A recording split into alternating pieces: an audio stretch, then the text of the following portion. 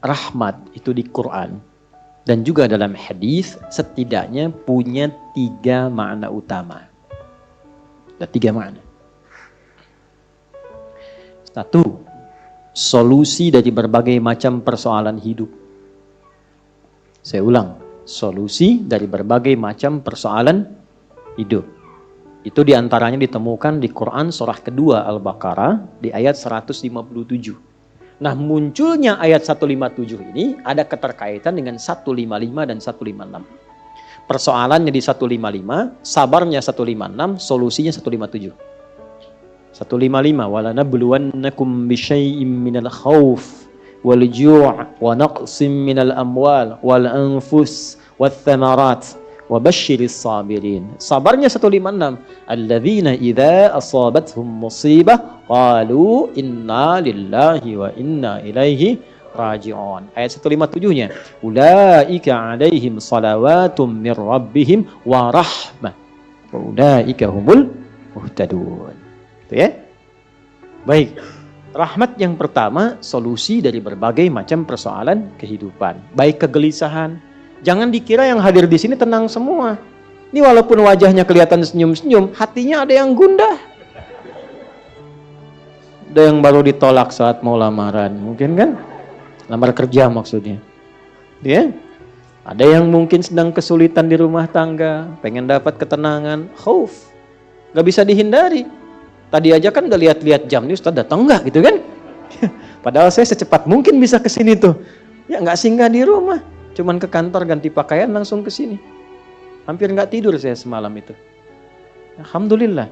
Ya, tapi kan yang khawatir Anda.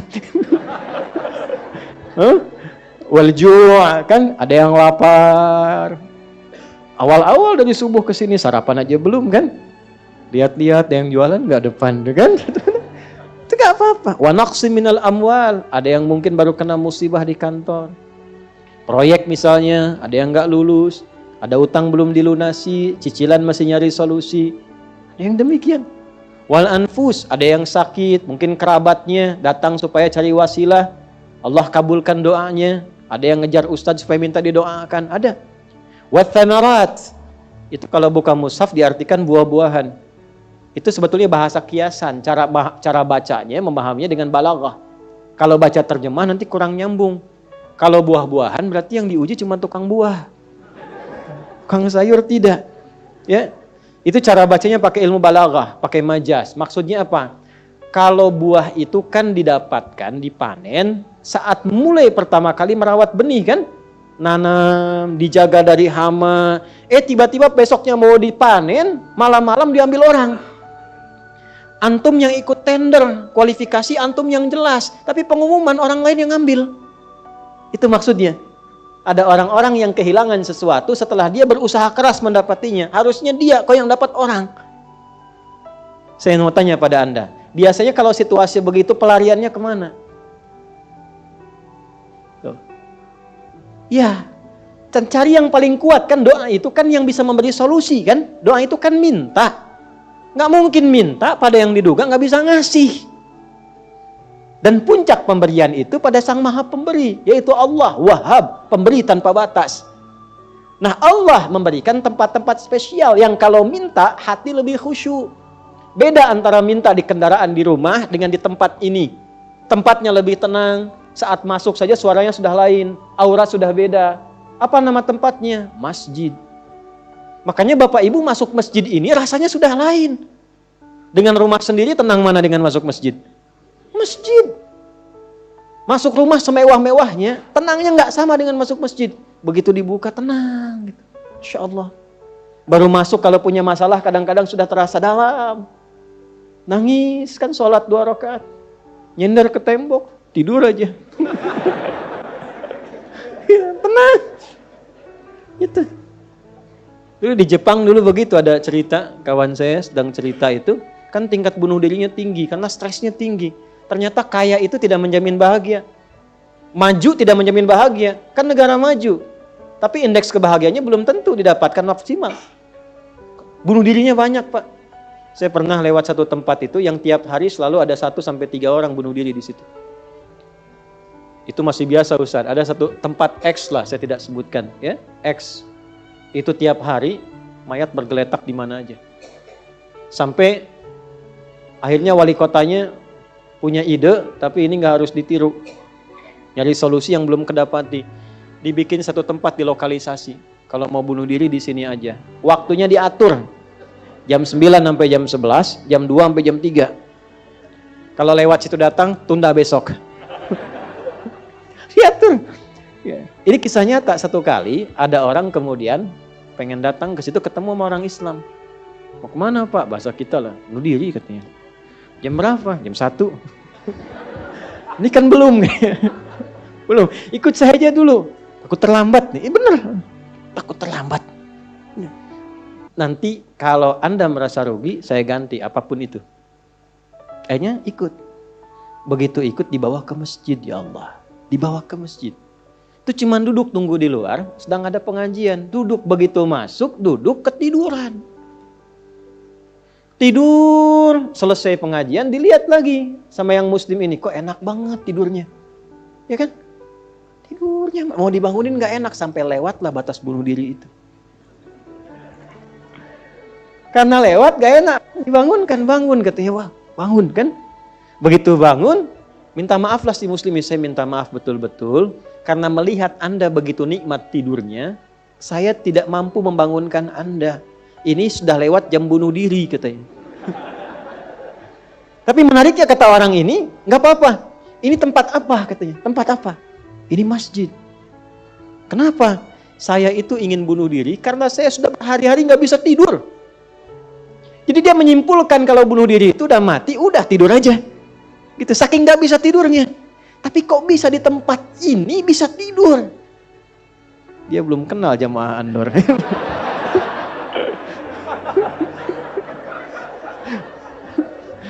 Tidur. Maka diperkenalkanlah dengan masjid. Masjid. Masuk Islam Pak. Asyhadu an la ilaha illallah. Asyhadu anna Muhammad Rasulullah. Itu cuman numpang istirahat samping masjid, masuk Islam. Asbabnya tidur. Tuh, orang ketiduran masuk Islam. Habis masuk Islam jadi rajin. Ada orang sudah muslim. Masuk masjid banyak tidurnya. Ya. Ayo bangun. Ya. Baik, itu satu. Jadi ternyata kenapa yang pertama rahmat? Karena Allah tuh maha tahu. Nggak ada di antara hidup kita yang nggak punya masalah. Pasti punya persoalan. Kalau sedang ditimpa persoalan, diuji, sabar dulu. Kata Allah, terima dulu. Karena hakikat dari ujian itu untuk meningkatkan kualitas hidup. Dan nggak mungkin diuji kalau nggak mampu. Nggak mungkin. Kaidahnya kan jelas. La yukallifullahu nafsan illa. Jadi kalau ada ibu sedang diuji masalah sekarang begitu berat. Memang yang mampu cuma ibu, Bu. Saya nggak mampu. Karena saya nggak mampu, saya nggak diuji. Maka berbahagialah ketika Allah lebih memilih ibu dibandingkan dengan saya. Sabar dulu. Dan hikmahnya apa? Ada nanti sesuatu yang besar di depan, yang butuh kesabaran lebih. Kalau yang sekarang nggak lulus, ke depan itu sulit untuk dihadapi. Karena itulah ditingkatkan kualitas, terima dulu, tapi kan nggak usah lama-lama. Ya kan? Allah maha tahu itu. Jangan lama-lama, terima dulu, datanglah kemudian mohon solusi. Kemana datangnya? Masjid. Maka dari itulah ketika masuk, Anda mengatakan, Allahumma ftah li abwaba rahmatik. Di antara itu minta solusi. Makanya ketika masuk merendah, sholat 2 rakaat, begitu sholat, mintalah sesuai kebutuhan Anda yang dirasakan pada saat itu. Itu fikihnya. Nah kalau nggak tahu fikihnya, nanti itu nggak kepake, sayang, peluang hilang. Padahal mungkin itu cara Allah untuk bisa mengabulkan apa yang kita mohon. Jelas? 1. 2, itu ampunan dari dosa yang sudah berlebih. Namanya israf. Quran surah ke-39 Az-Zumar di ayat ke-53. Qul ya ibadiyalladzina asrafu ala anfusihim la taqnatu mir rahmatillah. Innallaha yaghfirudz dzunuba jami'a. Duhai hambaku, tuh masih disebut hamba. Siapa di antara kita di sini yang merasa tidak punya dosa? Boleh angkat tangan. Boleh, silakan. Saya selesai pulang. Pasti setiap kita merasa itu. Dan tidak sedikit orang-orang yang ingin taubat itu mencari tempat. Nah, tidak ada tempat yang paling ideal kecuali ke masjid. Kalaupun nggak ada orang, nggak apa-apa. Datang masuk. Masuk Pak. Mungkin yang menghambat rezeki itu dosa. Yang menghambat perbuatan belum bisa jadi baik, dosa. Ya, mohon maaf dengan berbagai jenisnya. Dengan berbagai jenisnya. Maka yang terbaik apa? Datang ke masjid. Datang ke masjid. Ya. Ini kisah nyata di masa lalu. Makanya sering baca tuh yang baik-baik lah, kisah salafus saleh, orang-orang saleh di masa lalu. Ada seorang hamba rajin salatnya. Ini sahih riwayatnya, sahih. Rajin salat. Tapi yang menarik tertuliskan, ya, ketika malaikat itu mendapat informasi, di aras tertuliskan. Ini termasuk bagian dari ahli neraka. Tapi salat. Perhatikan. Ini nanti terkait juga dengan hadis, kalau Anda baca Al-Arba'in, nomor hadis yang keempat itu. Ya, terkait dengan bab takdir. Bagaimana kemudian ikhtiar seorang hamba itu, ya, menjadikan ia berubah dari salah menjadi soleh. Dan sangat dicintai oleh Allah. Oke? Maka apa yang terjadi? Bapak Ibu sekalian, tiba kemudian, si malaikat itu, ini kisah sahih yang sampai, lalu menyampaikan, kasihan pada orang ini, kok kelihatannya ibadah tapi tertulis ahli neraka. Maka disampaikan dengan cara yang Allahu a'lam, apakah menyamar atau bagaimana, tuliskan. Kamu kok terus-terusan sholat? Padahal belum tentu baik di mata Allah. Belum tentu menjadi bagian ahli surga. Perhatikan jawabannya. Tujuan saya sholat ini bukan karena surga atau neraka.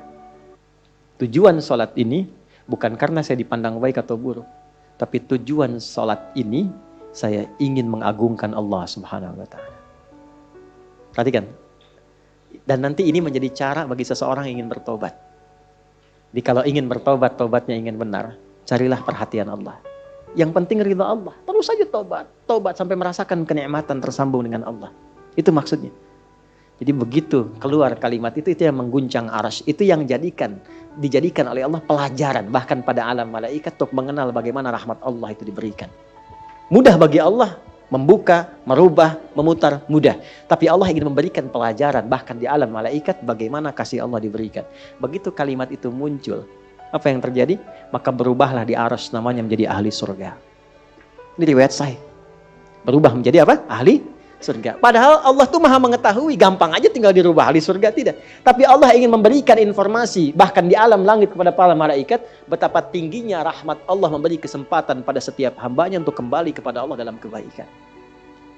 Dan itu disebut hamba. Disebut hamba. Karena itu Allah begitu mencintai ketika ada pelaku maksiat, dia pengen taubat, itu begitu dicintai. Dan statusnya naik lebih tinggi. Ini yang menyebabkan ayat ini turun. Qul ya ibadiyalladzina asrafu ala anfusihim. Ini yang menyebabkan itu menunjukkan rahmat Allah. Hai hambaku, betapa besar pun kau pernah berbuat dosa, sepanjang masih hidup belum tiba ajalmu, jangan pernah putus asa untuk mendapatkan rahmatku. Pakai rahmat. Rahmat di sini mencakup Rahman dan Rahimnya Allah Subhanahu wa taala. Karena itu kalau Anda pernah berbuat salah, kita, jangan malu untuk kembali. Kalaupun malu dilihat orang, Allah menyiapkan tempat yang tidak semua orang bisa ke situ. Datang ke masjid. Mohon, minta salat 2 rakaat. Minta kebaikan kepada Allah sampai hati mendapatkan ketenangan. Jelas di sini? Baik. Dan yang ketiga, ini yang paling juga banyak dimohonkan, ya. 1, solusi. Yang kedua apa? Ampunan dari dosa yang begitu melimpah, ya. Dan yang ketiga, rahmat yang ketiga, kasih sayang yang memudahkan jalan-jalan kehidupan dunia sampai akhirat. Yang ketiga, semua kita pasti ingin mendapatkan kemudahan, kenyamanan, bukan cuma dunia, sampai dengan akhirat. Kasih Allah yang memberikan kemudahan dunia disebut dengan Rahman, kasih Allah yang memberikan kelapangan akhirat disebut dengan Rahim. Itu kita baca setiap hari. Bismillahirrahmanirrahim. Maka ketika masuk ke dalam masjid, mohonlah kepada Allah 1 dari 3 kemuliaan ini. Kalau ustadznya belum datang, itu manfaat besar. Boleh jadi banyak permohonan, ayo lekatkan di situ, optimalkan. Dan di situ mungkin peluang terbesar untuk mendapatkan apa yang kita inginkan. Jadi, begitu Bapak Ibu mendapatkan 1 dari 3 itu, keutamaan bukan? Keutamaan bukan? Hah? Istimewa tidak? Dalam bahasa Arab, sesuatu yang istimewa, sesuatu yang utama disebut fadlun namanya. Makanya Sulaiman alaihissalam ketika dipuji karena hebatnya, istimewanya, bisa menaklukkan awan, Ya kan? Sebelum Songgoku dan Songgohan dengan awan kintonnya itu yang fiksi, Nabi Sulaiman tuh betul-betul nyata. Tapi ketika dipuji apa yang beliau katakan? Hadza min fadli rabbi fadlun. Itulah sebabnya kalau bisa jangan dulu keluar sampai merasakan rahmat Allah ada dalam diri kita. Begitu keluar, Anda keluar dengan kaki kiri dengan mengatakan Allahumma inni as'aluka min fadli. Ya Allah, saya ke masjid seperti apa yang Engkau perintahkan, saya datang. Saya memohon seperti apa yang Engkau tunjukkan lewat Rasulmu, saya lakukan. Ya Allah, Engkau minta ini, saya kerjakan. Engkau minta berdoa, saya doa. Engkau minta alirkan air mata, aku alirkan. Maka mohon ya Allah, jangan biarkan aku keluar dari rumahmu ini, kecuali Engkau kabulkan apa yang aku mohonkan, sesuai dengan janji yang Engkau tetapkan sebagai kemuliaan darimu. Ya Allah, saya mohon kemuliaan darimu.